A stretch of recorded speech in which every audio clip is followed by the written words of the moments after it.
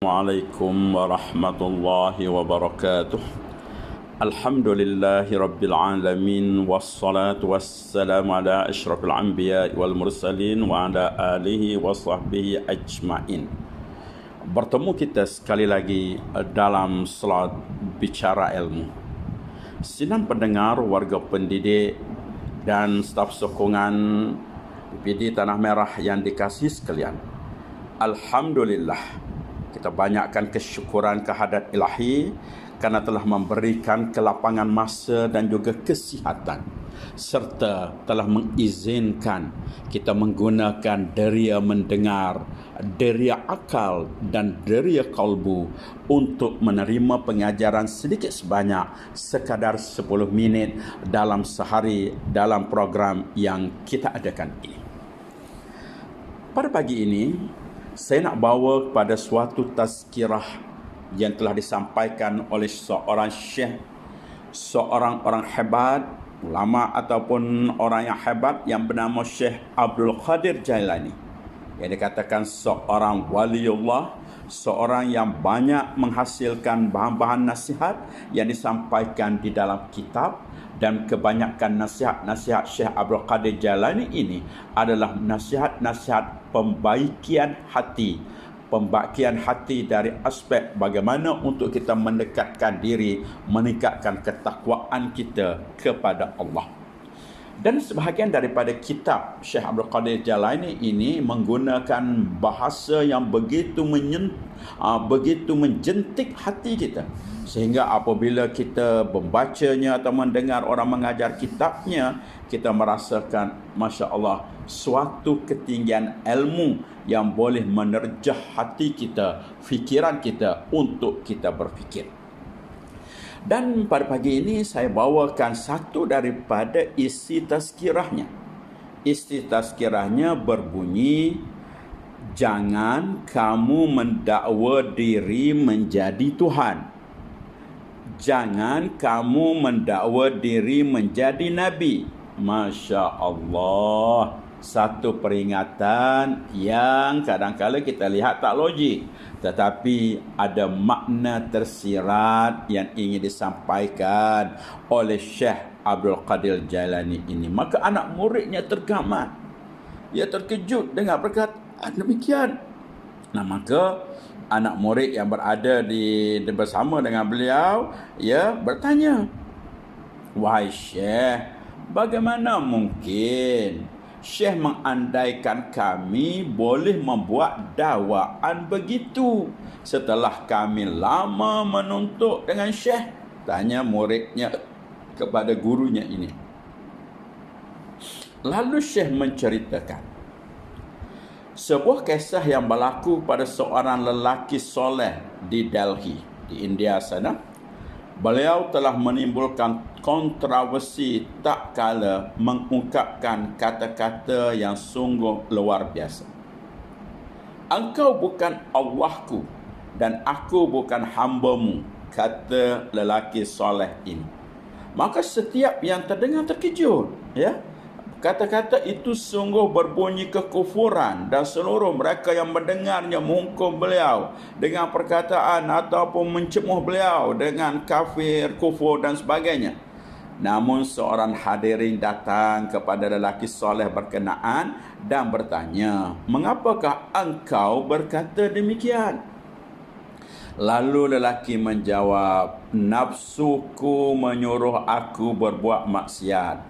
Aku berkata kepadanya bahawa engkau bukan Allahku dan aku tidak akan menurut kehendak-Mu kerana aku bukan hamba-Mu. Ini benda yang tersirat, yang orang nampak benda yang tersurat. Lalu Syekh Qadir Jailani menyambung nasihatnya kepada anak muridnya. Jangan engkau mendakwa dirimu sebagai Allah tak kala engkau mahukan semua kehendak-Mu berlaku. Engkau mahu semua yang engkau hajatkan menjadi kenyataan.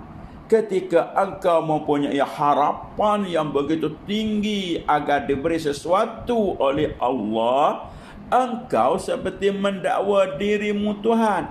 Kerana hanya Tuhan yang berhak begitu, yang berhak bagi semua, yang berhak penuhi semua, yang berhak dapat semua ialah Allah. Kamu tu hamba. Harapan yang tinggi mesti disertakan dengan sifat kehambaan.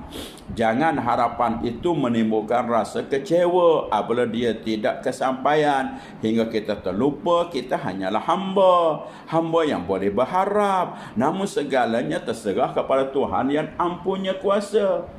Kalau kita tengok kadang-kala bagaimana sikap kita berdepan dengan benda-benda yang kita nak tetapi kita tidak dapat. Kadang-kala kita merungun, kadang-kala kita menyalahkan orang lain, kadang-kala yang paling malangnya ialah kita menyalahkan takdir dan menyalahkan Tuhan.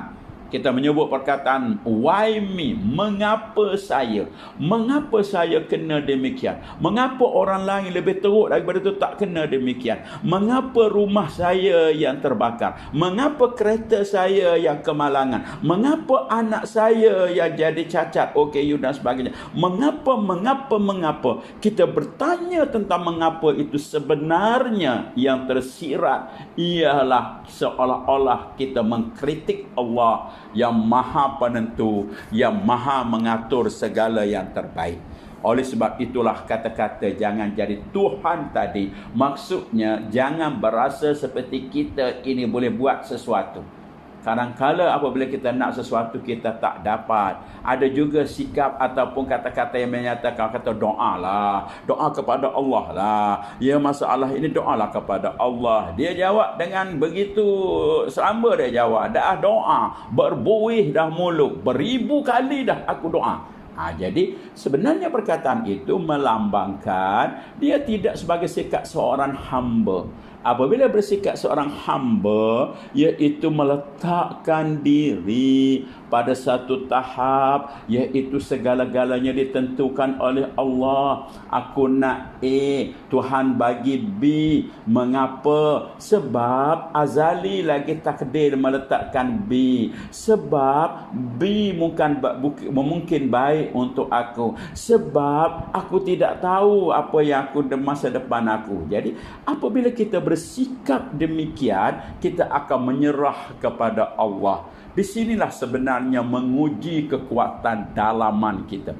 Orang yang berpegang kepada takdir, orang yang berpegang segala peraturan Allah yang terbaik, orang yang berpegang ada hikmat di sebalik, dia akan terima takdir yang berlaku, masalah yang berlaku, musibah yang berlaku adalah sesuatu yang ketentuan yang baik untuknya. Sebab itulah jangan sekali-kali kita banyak mengkritik, kita banyak komen, banyak kita tak senang hati, walhal ianya daripada perancangan Allah. Kemudian sidang pendengar sekalian, disebutkan lagi jangan pula engkau mendakwa dirimu seorang nabi. Apa maksud ini?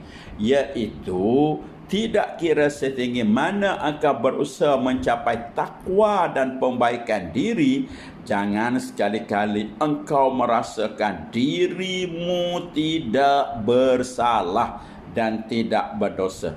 Sesungguhnya yang bersih dan terpelihara daripada dosa hanyalah Nabi yang maksum. Faham maksudnya ya? Jangan kita anggapkan bahawanya kita ni bersih. Yang bersih betul-betul ialah Nabi. Maka oleh itu tak kiralah berapa lama engkau mendampingi gurumu, jangan sekali-kali engkau menyangka yang tiada kesilapan yang berlaku pada perjalanan hidupmu hingga engkau terjebak kepada apa yang telah aku nasihatkan kepadamu itu. Demikianlah nasihat Syekh Abdul Qadir Jailani kepada anak muridnya, yang mana teguran ataupun apa yang disampaikan itu penuh makna yang tersirat. Secara kesimpulan, pertama, kita meletakkan bahawa mentauhidkan Allah bermakna kita meletakkan segala perancangan dan aturan Allah adalah yang terbaik. Yang kedua, takdir hendaklah kita terima dengan berlapang dada, dengan hati yang terbuka, kerana Allah tahu yang terbaik untuk kita. Yang ketiga, apa yang kita terima yang kita tidak senang hati, musibah dan sebagainya, itu merupakan kafarah kepada dosa-dosa kita ataupun Tuhan nak angkat darjat kita. Yang keempat, tidak ada nabi, tidak ada rasul, tidak ada orang yang soleh yang tidak diuji oleh Allah. Sesiapa yang Allah nakkan kebaikan kepada orang itu, maka diturunkan ujian. Kerana dunia ini adalah pentas ujian. Allah boleh melihat, Allah senang melihat orang yang dikasihinya teruji. Kalau kita raya kekasih Allah, Nabi Muhammad sallallahu alaihi wasallam rapat dengan Allah, dari segi logik fikiran kita, patutnya Tuhan jaga, jangan dikhianati, jangan disakiti, jangan terlibat dengan perang, jangan apa-apa, biar dia jadi orang yang senang sebab dia kekasih Allah. Tetapi di dunia ini Allah boleh ataupun Allah melaksanakan takdir, dia beri ujian pada orang yang dikasihinya lebih baik daripada lebih banyak ujiannya. Jadi kerana apa? Kerana tidak lain dan tidak bukan walal akhiratu khairul laka minal ula, iaitu Tuhan nak berikan kebaikan di akhirat nanti. Apabila tiba di akhirat, Tuhan tidak izinkan sedikit pun orang-orang yang dikasihi ini terseksa. Diberikan ganjaran yang banyak, diletakkan di dalam syurga. Amal yang dibuat mungkin sikit saja, tetapi kerana Tuhan berkenan, diganjarnya berlipat-lipat kali ganda. Ada juga orang yang banyak dosa yang dibuat di dunia ini, tetapi hampir kepada kematian, taubatnya taubat nasuha, maka Allah Maha Pengatur boleh didilik semua sekali dosa-dosa tersebut kembali dengan keadaan kebersihan. Jadi marilah sama-sama kita kembali kepada Allah, meletakkan segala-galanya adalah Allah, segala-galanya yang terbaik untuk kita yang telah ditentukan. Selamat belajar, selamat mengambil iktibar daripada kisah yang ringkas ini. Sekian. Assalamualaikum warahmatullahi wabarakatuh.